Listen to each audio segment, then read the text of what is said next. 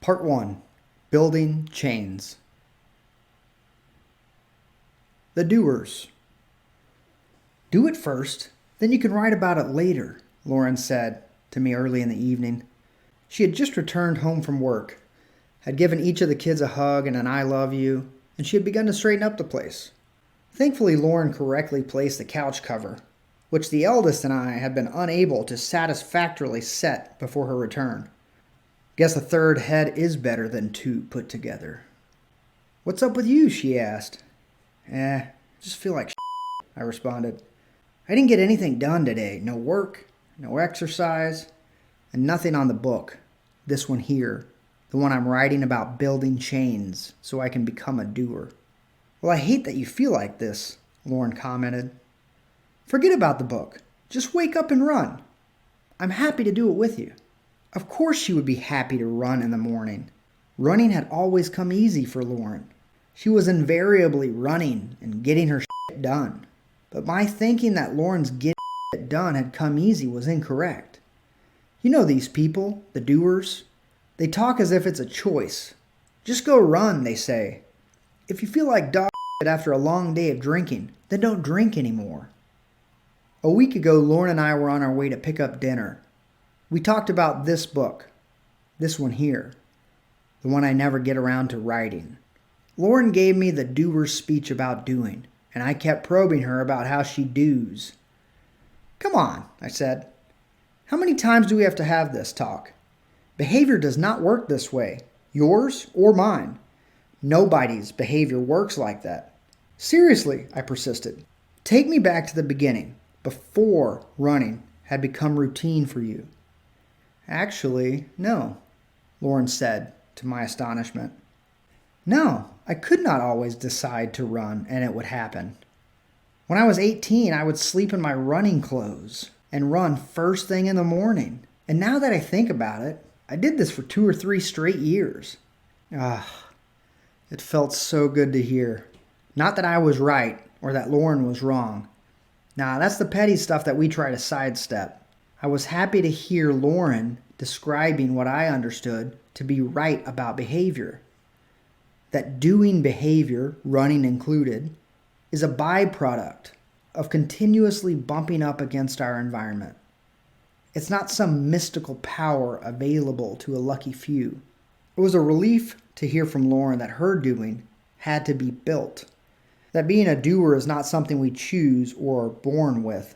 It is modeled for us and reinforced. Being a doer is a construct that is shaped by the world in which we live. There is a way to construct these doer types of chains in our lives, and my expert doer of a life partner was no exception to this process.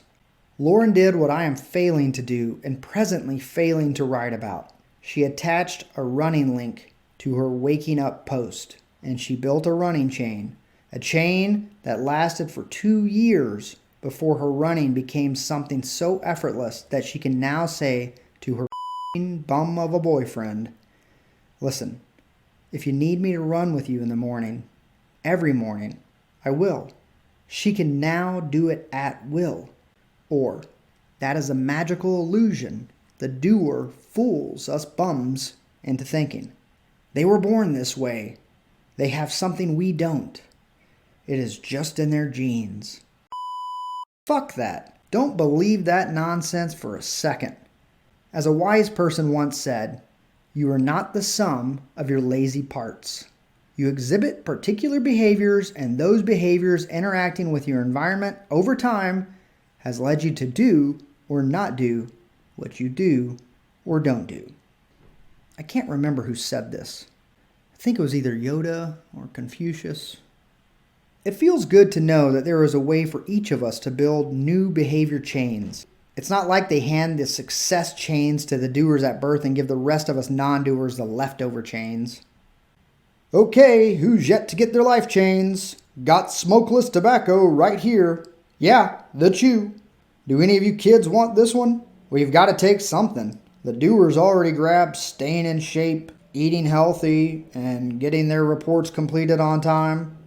I take comfort right now knowing that this is not how life works. But unfortunately, I did not feel that comfort yesterday when I accomplished none of my to-dos.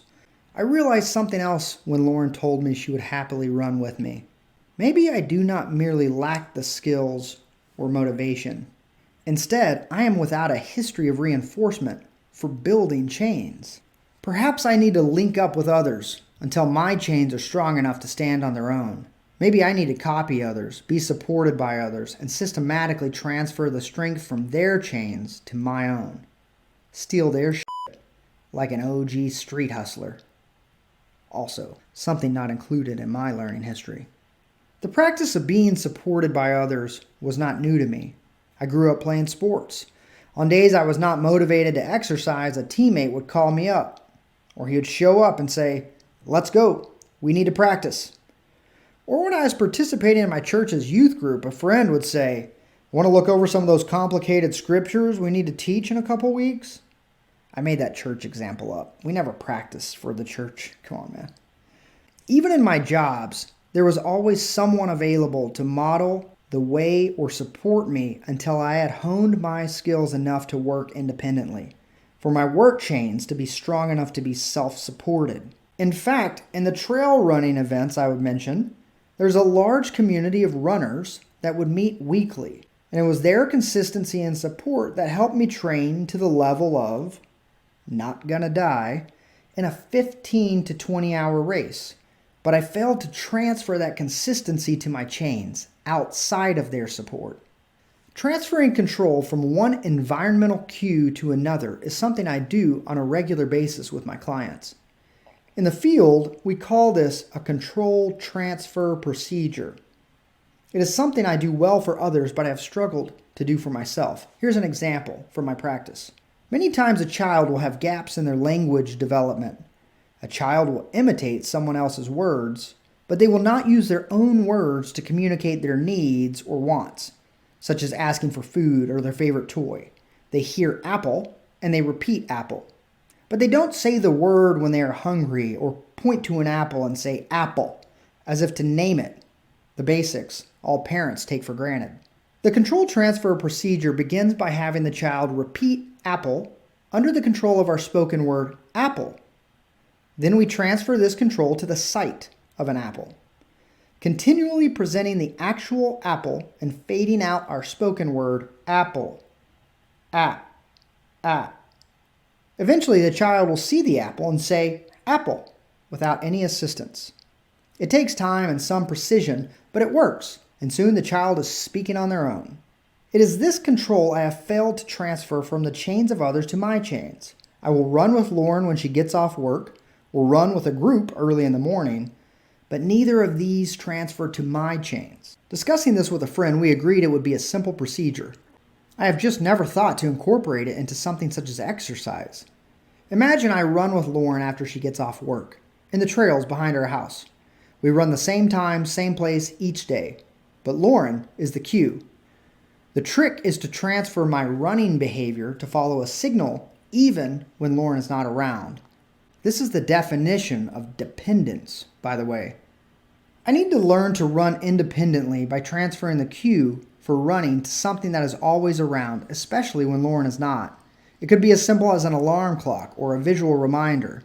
The other environmental cues are already present. I always run from this house at this time. In effect, my behavior was in a chain. However, the issue with my chain was that I was connected to Lauren's post and relied on her support. As with the apple transfer procedure, transferring support from one chain to another should be smooth and undetectable. Fade Lauren out slowly and increase the strength of a cue that will always be in my environment. Goodbye, babe. Goodbye, babe. Goodbye. Good goo. Take something that doesn't seem overwhelming, but requires the support of others. For example, let's say you know how to swim, and if you went swimming today, it would feel good. Not entirely like work, but you haven't swum laps in years, and you weren't going to go today. However, some good friends of yours are swimming every Monday and Wednesday night, so you could join them.